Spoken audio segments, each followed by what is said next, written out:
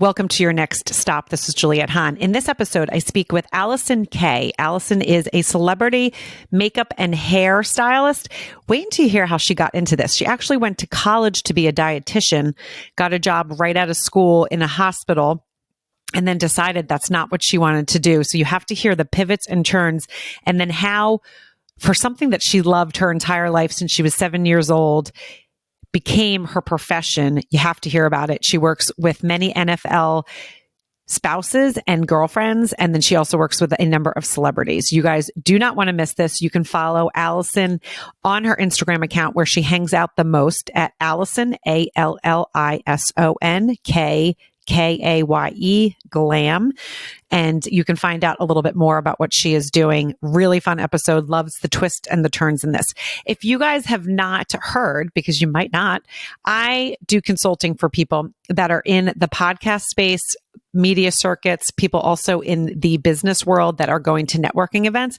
I help you be able to capture your story in a very concrete way where you can connect with people at a deeper level. So if you're in corporate America and you're going to networking events, I really help you kind of fine tune that story. If you are an influencer, a brand, a business, you're an entrepreneur, and you want to get your message out, the best way to do that is really to go on the media circuit and the podcast circuit, but you need to be able to tell your story. So I help my clients do just that. If you guys want more information, you can reach me at info@IamJulietteHahn.com. You can also find me all over the socials at either Juliette Hahn, or you can find me at I Am Juliette Hahn. Have you ever been listening to your favorite podcast and that moment comes up and you think, oh my gosh, I need to share it? Well, now you can with Picked Cherries. What I love about Picked Cherries so much is that when I'm listening to my favorite podcast and that moment comes up that I want to share, I can take a snippet, which is called a Picked Cherry, and I can send that to my friends and family so they can get involved in the podcast that I love. It's almost like sending an IG or a TikTok.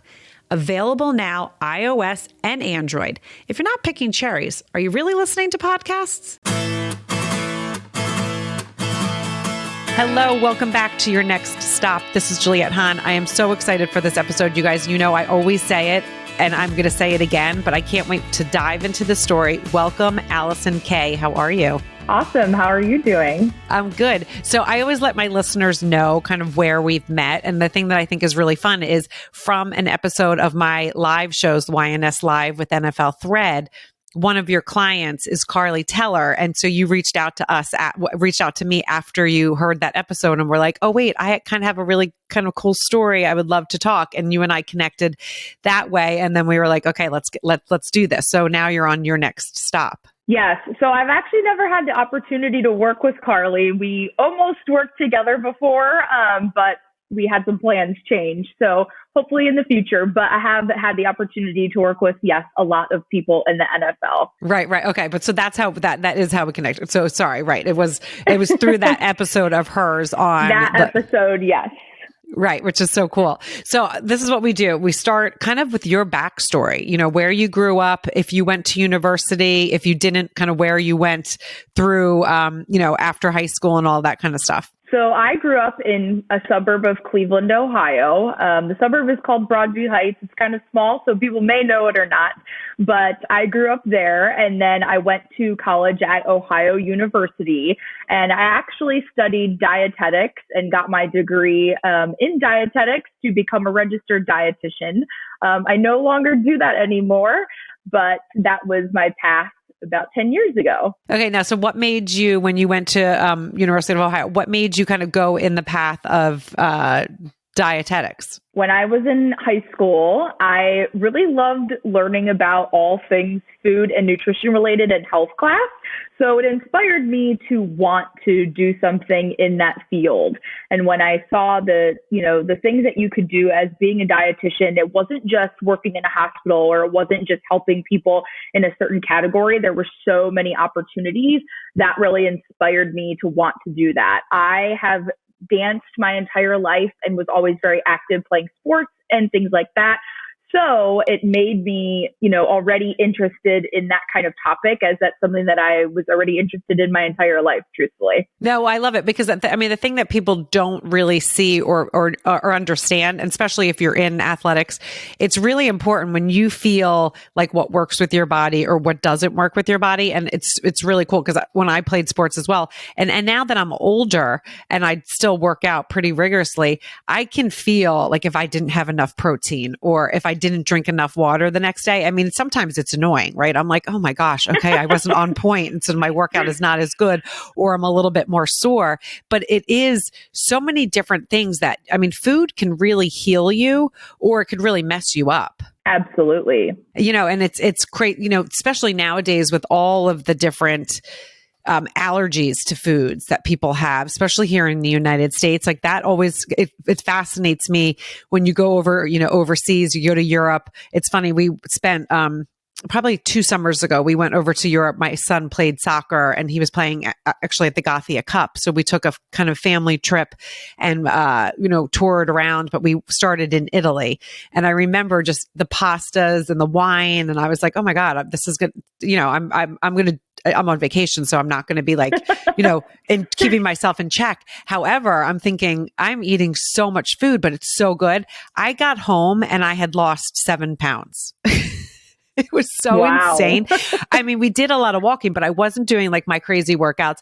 But what I learned is that the food is so much cleaner overseas. So like in Italy, everything is so much more pure that it's not like here in the United States, which is a little bit frustrating. You think, well, I don't understand why can't the United States or, certain regions. And it does. There's so much more to it. It's not just the way United States runs, versus Italy. But so when you went to school and studied that, what was your plan kind of exiting out? And then where did that take you? So after I graduated with my 4-year degree, you had to do an internship for a year. And I did that in a hospital in Chicago. And it was at that point I realized I really didn't like doing this. So I knew that I did not want to do anything in a hospital. I then moved back to Cleveland and worked in a gym. And I was one of the managers in our training department as the dietitian.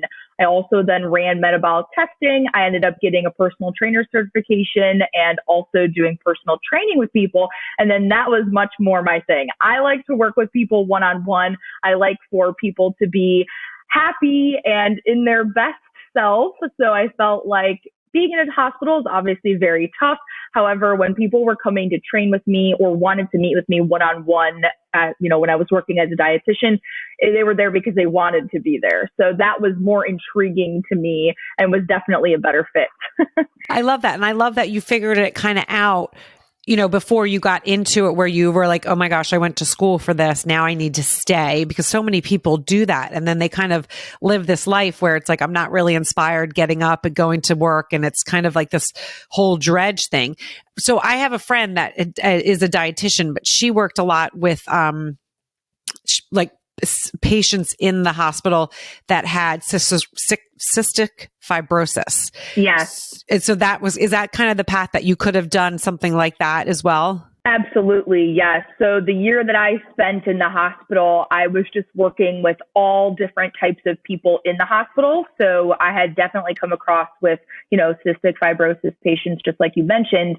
And I was on every floor, whether it was ICU, med-surg, ortho, or I would end up in the bariatric clinic or the diabetes center, the cancer center. I was able to work with everything. So I got a taste test of every single spot in the hospital, but I just wasn't feeling that was right for me. Right. And I think, because I know this friend, she worked there for many, many years, and it took a toll on her. She said, I just can't, I've lost so many patients. And yes, I was able to help them through a certain part of their journey, but then it just ended and it was just too much, kind of emotional. So I love that you saw that, okay, I don't love this hospital setting. Let me see what I can do. And then you started working in the, in the fitness world, in the gym, which I think is so great. So after you did that, how many years were you in that position? So I worked in the gym, I believe it was for 2 years. So that would have been, yes, from 2014 to 2016. I worked in the gym for 2 years. And then that was when I made the whole shift to what I do now. Yeah. And I'm excited to get into that, because it's so fun what you're doing. And it's, if you look, everyone you can check out, and this was also be in the beginning of the episode, Audie, you can take this out, Allison. So just so you know, but if you guys want to follow Allison, you can follow her on her Instagram, which is Allison Kaye, and that's Kaye glam. And you can kind of see what she is going to start talking about now. So please take us through that journey, how you landed doing, hair and makeup. So my entire life, I loved doing hair and makeup, and I actually ran like a salon, I feel like, out of my neighborhood as a kid. So I would do everybody's hair, everybody's makeup. Probably started this at like age 6 or 7. It was very young. Back then, we didn't have YouTube. We had dial-up internet, okay? So I wasn't learning anything on the internet. I was learning everything just myself. So I very vividly remember teaching myself how to French braid hair on a Barbie doll. So that was what I was doing my whole life. And I do remember telling my parents that I wanted to be a hairstylist. And my mom I assume it was my mom. She was like, you need to go to college and get a 4-year degree. So, whatever. So in my head, that was always what I needed to do. But at the end of the day, you know how they say the truth will always prevail. I know this is not a truth, but it's similar to that kind of, thing that we would say. So I was doing that my entire life. And then I actually come from pageants as well. So I competed in pageants my entire life, and I started styling people for pageants. And I figured if I could do pageant girls, I can do brides, I can do all these other people. And so I kind of just did it for fun every so often. When I was working at the gym, people would always say, oh, your hair and makeup always looks so nice. Can you do my wedding? And this was a girl that was a trainer with me. And I was like, you want me, who's never worked a wedding, to do your wedding? And she was like, yes. So I said, okay, but you can't be mad, like, if you don't like it or whatever. Like, I'm warning you that I have never worked a wedding before. And she said, I don't care, I want you to. So a girl that I was living with at the time, who also did pageants, her and I went to this wedding, and we did like 10 people's hair and makeup, and everybody loved it. And it was that moment that I realized, okay, wow, I can actually get something put together here. And that moment, I created an Instagram for my business, and I started posting all of the work that we did. And it was not long after that, other people at the workplace started asking me for hair and makeup. Hey, I heard you did so-and-so's wedding. Can you do this for me? And from there, I just started to get clients. So that was kind of how it all took off. I love that. And you know what's really fun, and because this is what I love about storytelling and how stories connect us. It is a lot of times I will ask someone that, has a certain path, what they, did as a kid, like what was something that inspired them. And a lot of times what inspires us as kids are things that we really loved as kids. If you go back and really dive into and think about it, it sometimes can be what you're supposed to be doing. I had one of my guests, and it was really funny because she always loved, she was like a latchkey kid. It was, years when both of her parents worked, and she would come home and watch the Brady Bunch. She would watch like certain shows. And she said, I always was fascinated with that side of like Hollywood. I always thought it was like so neat. I always wanted to know those people, but in a different way. She's like, it wasn't just like my friends that were like, oh, I love this guy. She's like, I want to know their life. I want to know what's behind them. She actually started a celebrity agency where now but it took her like so many times she was in PR for a while, and then was like, no, that's not what I want. And then she kind of jumped to another thing, growing what she, kind of was thinking, okay, I'm growing this, not realizing it, and then started her own celebrity agency. But she said, I go back and I always wanted to do this. She's like, literally as a kid, I was like, this is what I wanted to do. But there was really no job or kind of a, situation, or it was like a parent that said, well, no, you got to go to college. Like, stop. You're not going to, be working with celebrities. Like that's a pipe dream. But so many times what we dream about as kids is really, if we let ourselves do that and then tried to go after that dream, it could really come out to be something more than we ever think. And a lot of times as adults, we take those dreams and are like, oh, that's just silly. But so I love that was something that you were doing your whole life. And we're like, yeah, I love this. This inspires me because it was a passion, right? It was something that you were good at, something that you were meant to do. So that's like really cool how that kind of just evolved. Absolutely. And I do think about that all the time, about how I was obsessed with doing that as a kid and how I just taught myself everything. So people always ask me, they're like, oh, well, where have you learned everything from? I'm like, I have never spent a day on YouTube learning things, how a lot of people learn how to do makeup. I never even went to a professional makeup school. Everything I've done was self-taught, trial and error. And I think that is one of the, things that is cool about me is that I've just truthfully taught myself from age 7 until now I'm 31, how to do all of these different things. And like you said, with these pipe dreams as a kid, I never thought I would be working on celebrity clients, but as a kid, I always wanted to be famous. So I come from pageants. That kind of tells you a little bit about my personality. I am a Leo as a zodiac sign. So those types of things make sense for me. But now, my focus is I myself, I'm not interested in being, that red carpet famous person like I would have been when I was 7 years old. But it's really cool that now everything has come together where I'm able to work on those people and style them. Right, which is so cool. And that is, it really is. It was as a gift because not everyone has the gift where they can just do hair and makeup. I am the worst, the worst. And I really have no desire. I'm like, okay, I know I could do a few things to make myself look presentable, but it's not something that excites me. But there are things that excite me that maybe are not going to excite someone else. So I love that that was like something when you were 7, it was like, okay, I'm just going to keep testing and trying and doing different things. And what does your mom say now? Like, do you guys ever laugh about like, okay, I said this is what I wanted to do. And you steered me in this college direction, which you learned things in college. You learned what you didn't want to do, right? Which I think sometimes is more important than what we, want to do. It's like finding out what you don't want to do and trial by error. But so, take us through a little bit of that, like what your mom says. Absolutely. So my parents paid for my college, and then I was always worried that I had let them down since I wasn't using the degree that they paid for. However, they are both probably way more happy with what I'm doing now than what I would have been doing for multiple standpoints in terms of, the goals that you can reach. Working for myself, I obviously have more flexibility than I would have had if I would have continued to work in a hospital as a dietitian. And those are all things that they get to benefit off of and enjoy from me as well. But my mom always says, she knows it's not about that. It's about all those lessons I learned in 4 years of college and living alone and having to really fend for myself and be on my own. So their $100,000 went towards that rather than, me specifically leading that career my entire life. But my parents are definitely happy. I would say that they're happier with what I'm doing now than what would have been the case had I stuck with that. Right. I love that. So another question that I'm always curious about. So when someone has natural talent, I feel like you can keep practicing and get better, right? So that's what you do with your clients, you get better.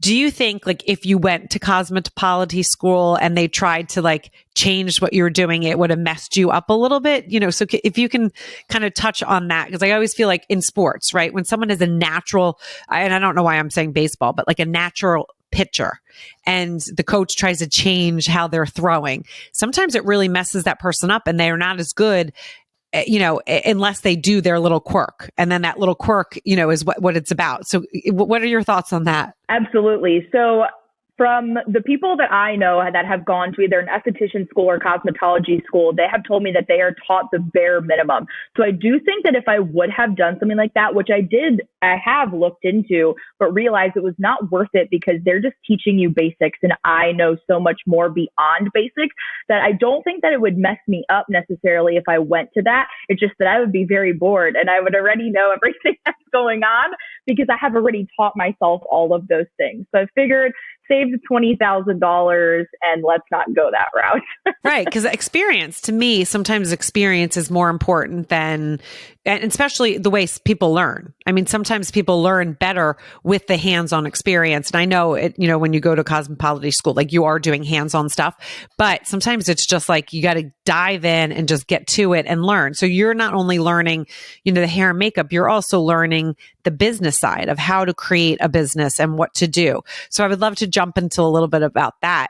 When you realized, okay, I have something, I can do weddings. What was like the first kind of thing that you did to create the business to establish yourself? So that was probably around 2016. So 2016 was when I worked that first wedding. And that wedding gave me all of the confidence, truthfully, to be able to propel myself to where I am now. And I feel like my defining moment, and this sounds so silly, but this is so very 2022, what I'm about to say, was creating that Instagram account and being able to showcase my work on there, because me putting my work out there proved that I can do this. And it was very mental for me. Now I'm just posting because I need other people to see what I'm capable of, so they hire me. So we're past that aspect of it. However, at the time it was like, wow, okay, like you're really doing this. So I did end up quitting my job as a dietitian and personal trainer. My husband, my now husband, he was not at the time, but he had encouraged me to do that. And he said, you have these other things going for you, like if all else fails, like I got you. And we were just dating, and I was like, wow, okay. And I just trusted it and went with it. But, and I will easily admit this, he's never wrong, and he always knows what's best, truthfully. So the fact that he told me that, and that was what I did, I wouldn't be where I am now. Business-wise, I watched my dad run a landscaping business my entire life. He was the owner and had people who worked for him. So I had that as a role model growing up. And my husband does commercial real estate, and you work for even though you work for a company, you technically work for yourself. And so I watched him also run his business. So those are all things that either from being younger or even currently now, I watch others around me run things, and that makes what I would like to say makes me a great business owner as well. Right. Well, because I always think that it's true. There's people that are made to work for themselves, like they're true entrepreneurs. And then there's people that it's just not what they would do. They would, they're like, I have no desire to run my own business. And I do think it's a personality type. I've been doing podcasting now since 2019, and I talk to like 3 or 4 people a week. So I've talked to a lot of people. And I would say there was maybe like 1 or 2 people out of all the people, I have hundreds and hundreds of episodes, that didn't have like the entrepreneur background, someone in their family, whether it was a grandparent, aunt, uncle, parent, that had it, and they kind of were, it's like a gene. It was kind of like a chromosome, right? They have that there. But the 2 people, it was interesting. They kind of fell into it and were super uncomfortable. I think one of them, their, dad was a professor, and one, the mom was like a doctor or something.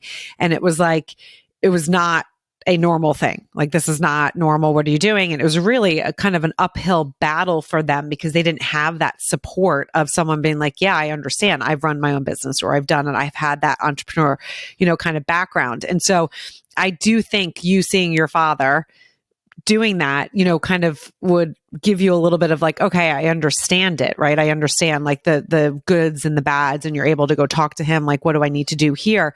So take us through after that first wedding. And then, the other weddings, how did you then start doing stuff for the NFL and that angle? How did that come about? Yes. So in 2021, I got an email, and it was an inquiry for hair and makeup. And it said, my boyfriend is getting drafted in the NFL, and I'm looking for hair and makeup. The NFL draft was in Cleveland. I currently have 2 homes, one in Fort Lauderdale, Florida, and one in Cleveland. I am mainly in Florida, but we still have our place in Cleveland.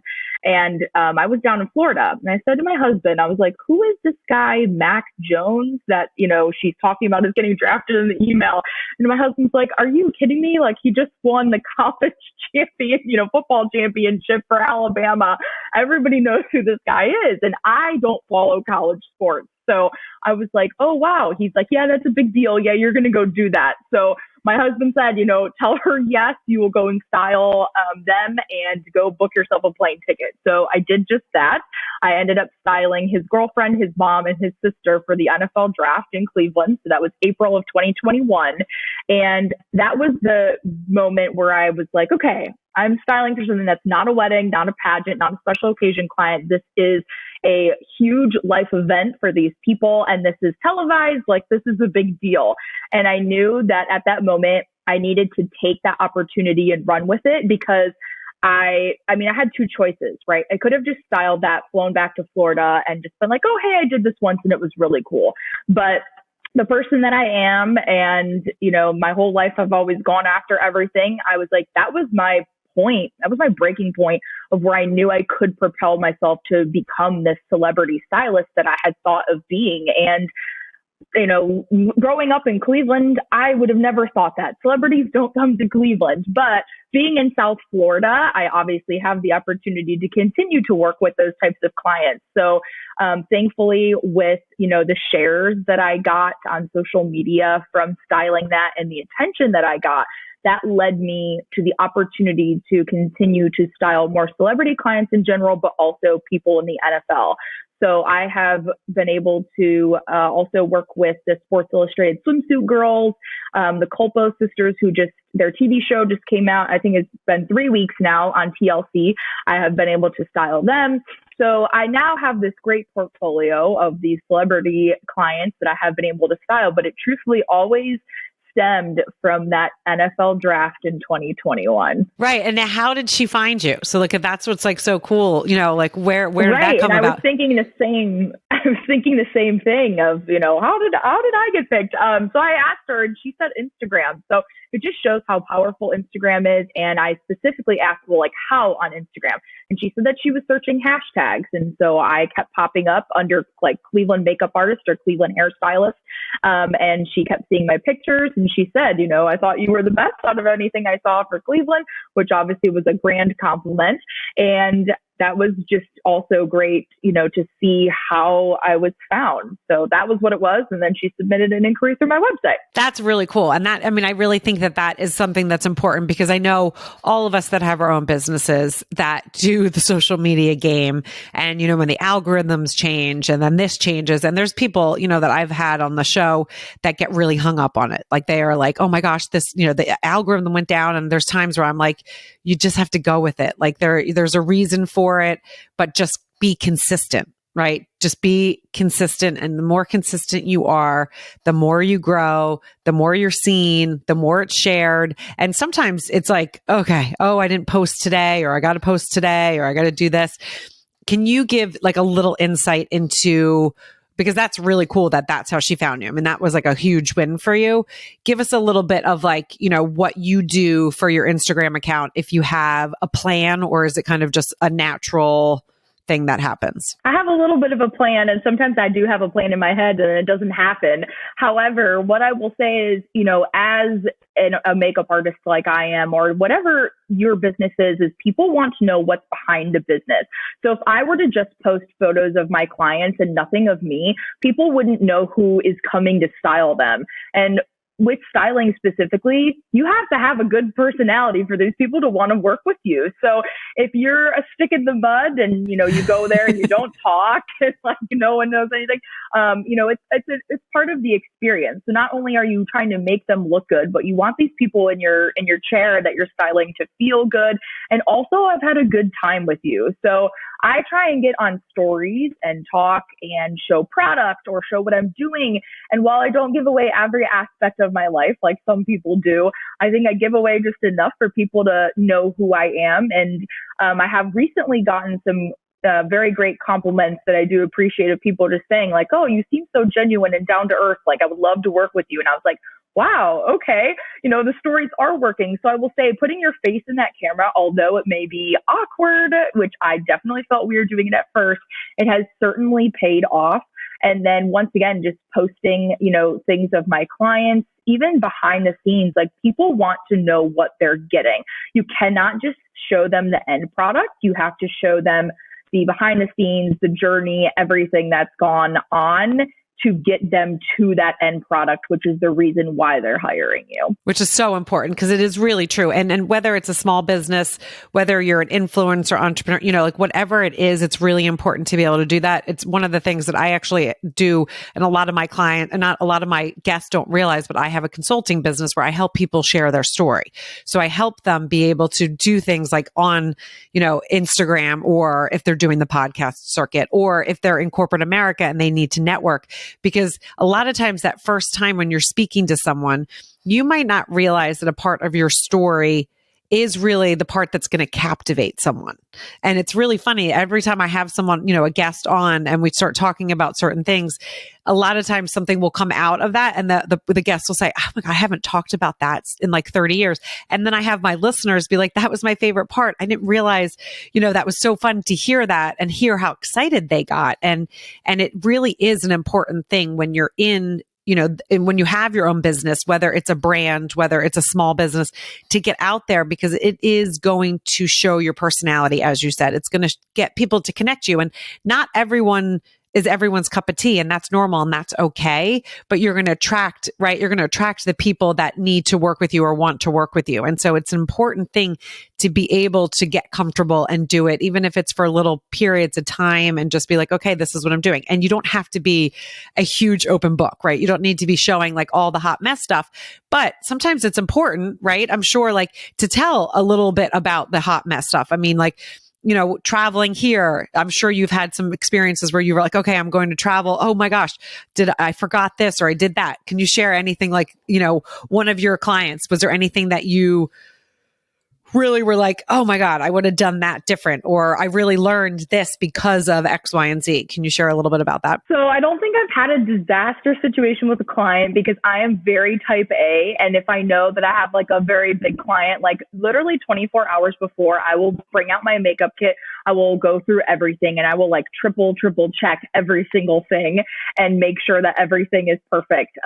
There actually was a situation, this has nothing to do with celebrity clients, and this was a long while ago, but there was a time that I got to a wedding. This was probably 5 years ago, and I didn't have my airbrush machine, but I had my airbrush product. And I was like, well, that's going to make it pretty difficult. So thankfully with airbrush makeup, you can actually still sponge it onto someone's face. Like, it's obviously ideal to spray it, but you can still sponge it on. So I did do that. But if I had a mistake, I feel like that would be it. In terms of hot mess stuff, I feel like on Instagram, the more that I go on stories and talk, get on there and talk, the less I start to care, which people love. So for example, I'll be on live, and actually this happened yesterday. I was on live, and like I was putting on mascara and it fell on my nose. I was like, oh, okay, it is what it is, like whatever. Let's like wipe it off and move on. So I definitely have no problem just being unapologetically myself on the internet. And yes, people absolutely love that, because that's what, I hate to use the words in style now, but that is what people are enjoying watching, rather than these scripted, perfectly, posted grids and all of those things. That was how Instagram became a thing, right? With the influencers, everything was like that, but now it's the total opposite. So my best advice to people would go on there and be unapologetically yourself, and people will love it. And of course, with a large audience, people are going to love it and people are going to hate it. So just focus on the people who love it and keep on doing it. Right. And again, the consistency is so important. It's so important to keep showing up and going out, and then just not only talking about it on social media, but like, you're in the grocery line, you tell someone what you're doing. I can't tell you how many guests I have been connected to just by like talking at a cocktail party or here and there. Oh, wait, actually at one of my workout classes, one of the women she asked, she's like, hey, does anyone know this phrase? And I said, oh, I do. I just interviewed someone. And she said, okay, wait, what? And I said, I interviewed. She's like, what do you mean you interviewed someone? I said, oh, I'm a podcast host. And she said, you're a podcast host? And we've been working out for like probably 8 months. And it just hadn't been, we get in there, we work out, we really don't talk. And she was like a new woman in the group, but it was really funny, because then she was like, oh my God, I'm going to listen. She had a long road trip. She listened. She's actually connected me with people. So the more you also talk about what you do and what you love is really important, because it's going to show people who you are, and then network and kind of get you out there a little bit more. So I love what you're doing. I think it's so fun. And I love how you really just have gone for it. I mean, it's like you're just like, I'm going to jump in with 2 feet. Absolutely. And the, part of what, working with these NFL clients specifically, I had that portfolio piece, if you would like to call it, of when I styled the draft. And so what I did was I essentially just started reaching out to people in the NFL, and I was like, hey, would you like to get glammed for the game? And people said yes. So that was kind of how it started. And once I kind of got, that took off, the New York Post actually contacted me and wanted to do an entire piece on me about my game day glam, as they like to call it. So hair and makeup styling for NFL wives or girlfriends for the games. And after that came out, I had a lot of people that were very, very, very interested, flooding my DMs of, hey, I would like to be styled for this game, this game, this game. So And those clients, like to essentially keep coming back, right? So it'll be very fun to continue to style people. And I'm very excited to get to go out to the Super Bowl this year and glam people out for the Super Bowl as well. Yes. And we'll have to see you. I'll have to send you the information about when we're there on the Thursday for the event that we do. And then the Friday, the event that we do, we got to get you connected with some of the ladies that we're doing, with the podcast and stuff. So yeah. And so that's the other thing I just want to talk about really quickly, because it's important for people to hear, it's not that you're just sitting there. Yes, you're getting referrals, but you're working hard behind the scenes. You're also, contacting people being like, hey, this is what I'm doing. So are you traveling? So also anyone that's listening to this, are you traveling all across the country? Do you have limitations now? Because you obviously are one person. You're not going to be able to go to every single game. So how is that working out? So my dream in life, which sounds silly because I've achieved most of it, but the small part that I feel like is still missing that I am interested in is I would love for somebody to be like, I will fly you out to glam me for this game. So I don't know, maybe a quarterback girlfriend wants to be, me to be flown out for Monday Night Football. I am wanting to do that, willing to do that. So that would be like, I don't know. I don't want to say end goal because there never is an end, but that's definitely something I want to do. But other than that, since I have a home in Cleveland and in Florida, I have been able to work with a lot of the wives who either come to those games in those cities. So when I was in Cleveland, I had Cleveland Browns wife, but when we played the Patriots, I had, the quarterback's girlfriend and his mom actually too, as well for that game. So if, they're coming to my city, I like to work with the away teams as well, but also the home teams. But like I said, also willing to be flown out somewhere and style somebody for the game. Yeah. So no, and I love that. We all have to have goals. We all have to have our, our big goals. Even if we've hit and achieved so many different things, it's so important to put those out there, because if you have a little ceiling, that's little ceiling is where you're going to go. But if you put it out there and have, the sky's the limit, it's when things get even bigger. So I think it's really exciting. Again, everyone can find you on Instagram, Allison, that's with 2 L's, Kaye, glam. And if you guys know of any wives that are, or girlfriends that are coming to towns, and if they're in Florida or if they're in Cleveland, definitely connect with Allison. But also, let's get her goal. I mean, I would love that, right? To be like, okay, you're on your next stop and this is what happened. I mean, I think that's what's so fun. But it's you could tell you love what you do, right? You've gone for it. You love what you do.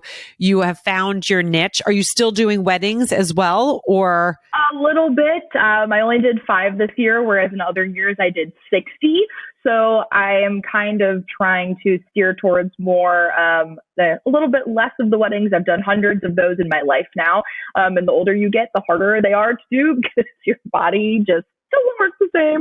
And that's a lot of standing and bending over. So I definitely enjoy what I would call like my single clients, where somebody is, we're just kind of focusing on that one person and moving on to the next thing. So that's definitely easier. And just the way that I will probably continue to trend. None of us are ever getting younger.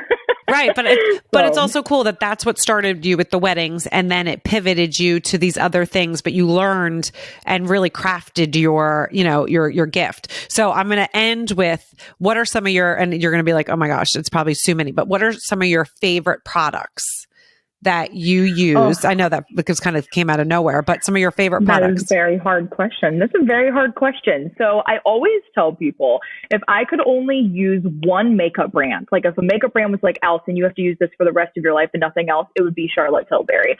However, let's talk about in terms of, my clients, I think that the things that look fabulous on everybody are the Charlotte Tilbury Pillow Talk lipstick. I'm actually wearing it right now. It's one of those things that looks good on everybody. So the hype is worth it.